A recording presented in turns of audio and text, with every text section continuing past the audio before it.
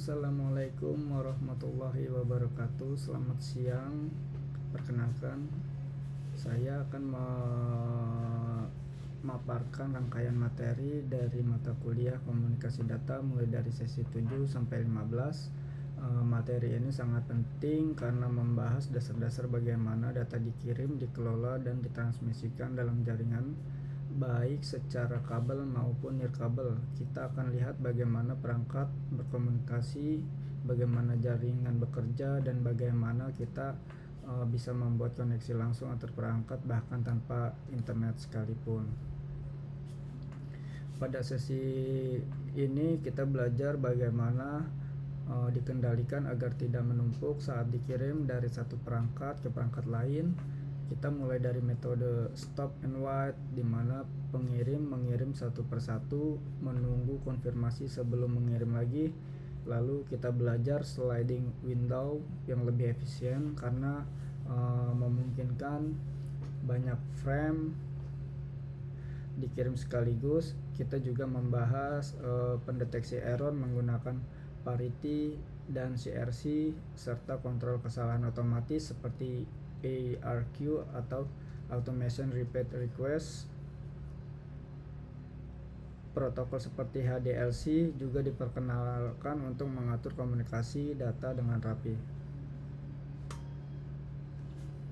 Di sesi multiplexing itu seperti kita menggabungkan banyak percakapan ke dalam satu jalur.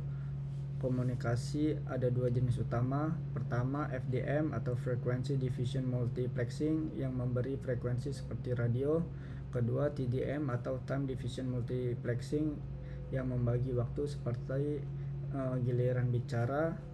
Saya juga belajar bagaimana sistem carrier digital seperti ISDN atau SONET memanfaatkan multiplexing untuk menyalurkan banyak sinyal secara efisien.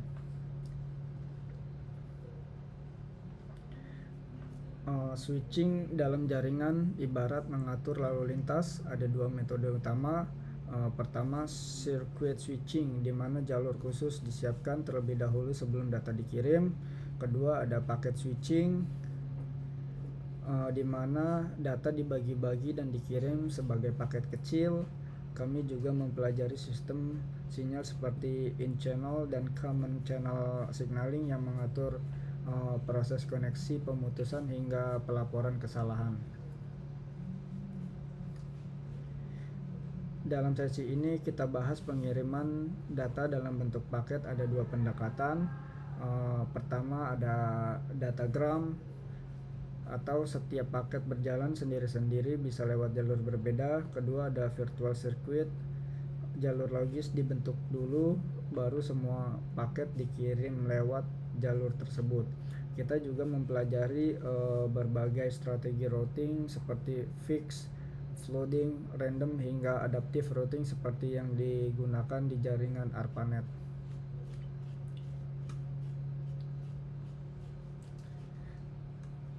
Lalu di sini ada ATM atau Asynchronous Transfer Module, adalah teknologi yang mengirim data dalam bentuk sel tetap berukuran 53 byte. Sangat cocok untuk komunikasi real time seperti video dan suara. Ada dua konsep utama. Pertama, VPC atau Virtual Path Connection, dan VCC, Virtual Channel Connection. ATM juga mendukung berbagai jenis layanan seperti CBR, VBR, dan UBR. Flow controlnya menggunakan sistem GFC atau Generic Flow Control dan sinyal halt atau set untuk mengatur lalu lintas.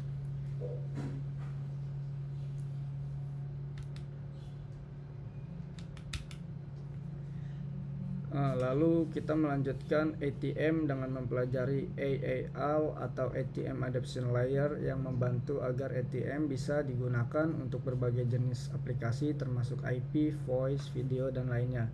Kemudian kita dikenalkan frame relay, yaitu protokol jaringan yang lebih sederhana dari X25.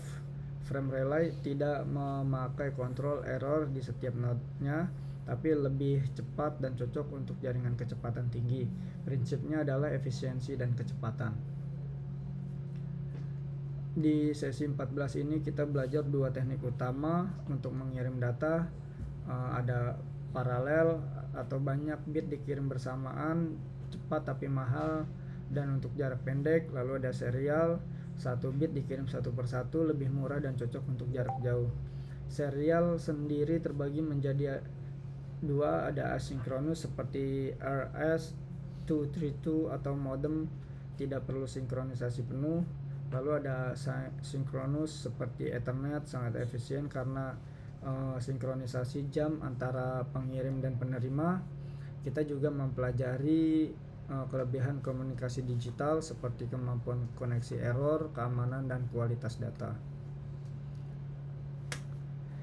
Nah, untuk sesi terakhir ini sangat praktis. Kita belajar membuat jaringan ad hoc, yaitu jaringan nirkabel antar laptop tanpa perlu router atau access point. Ini berguna ketika tidak ada koneksi internet, tapi kita ingin mengirim file atau berkomunikasi antar perangkat.